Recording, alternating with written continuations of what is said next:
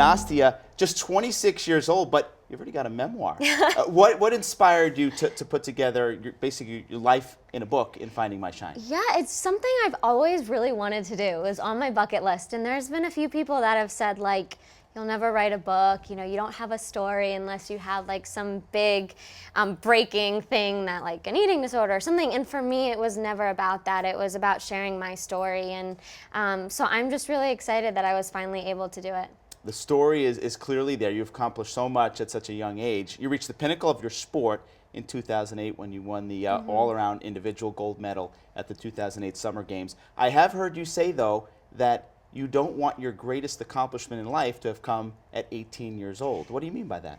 Well, you know, I don't want to look back when I'm 30, 40, 50 years old and think the only thing I did with my life was when I was 18. And while that's an amazing accomplishment and I'll forever be proud of winning that gold medal, I don't really want that moment to define me. You know, I want to be able to do other things and have a new career and achieve new goals and new dreams for myself. You talk a lot about your childhood in the memoir. Your parents were both Soviet gymnasts. Yeah. Was there a point that you remember in your childhood that you knew you wanted to compete seriously in gymnastics, or actually was that decision kind of made for you at a young age? It was never made. My parents actually tried so hard to not let me do gymnastics because they knew how hard it was, and you know, they just, as their only daughter, they just wanted me to be happy. But for me, my happiness came from gymnastics. And so when they saw how much love and passion I had for the sport, they didn't want to take that away from me.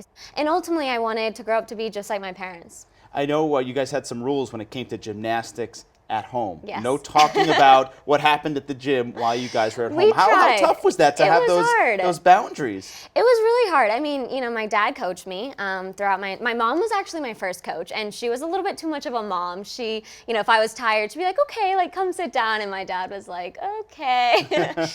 So he kind of started coaching me even more just for safety reasons. He wanted to be there to like spot me and, you know, all those things. But we really tried to split it up. When we were at the gym, he was just my coach. He wasn't my dad. He treated me just like all of his other gymnasts that he coached. And then when we came home, he was just my dad. And, you know, granted, we obviously talked a little bit about gymnastics because it was all of our lives, but we tried to separate it as much as we could. What's your advice for families who have young athletes?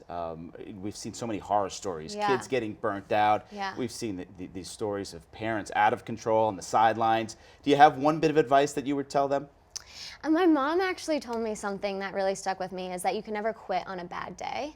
And I mean, we're all gonna have bad days no matter what, whether it's at a job or in school or in a sport. And you know, you have to go back after that bad day, and you can only quit after a good day, because most of the time when we have good days, we love what we do. And so that really saved me a few times, but also to make sure that it's actually, you know, the kid's passion. It's not necessarily the parents' passion.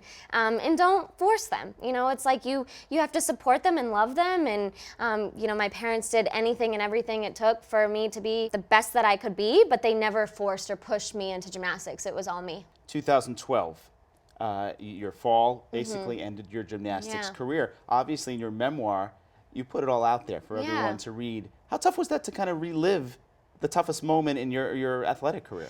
You know, it's interesting because what was the toughest moment in my career actually ended up being kind of a defining moment in my career, because when I won the gold medal in 2008, it just kind of taught me like hard work pays off, and you know, if you work hard, your dreams can come true. And while that is true, for me, that moment that I had in 2012 was kind of one of those moments that, you know, you're like, you know, life isn't always gonna be, you know, happy moments and winning gold medals, but it's also how you handle yourself in times of disappointment, failure, adversity, and being able to finish that routine and see 20,000 people rise to their feet and get my first standing ovation in my entire career kind of really put things into perspective for me. And it kind of made me believe, you know, people are still going to love you even if you don't win a gold medal or if you're not on top of the world. And it's also, you know, it really taught me about the people in my life, because I knew that the people who had been there since day one, you know, still loved me no matter what, even if I didn't make that second Olympic team. And so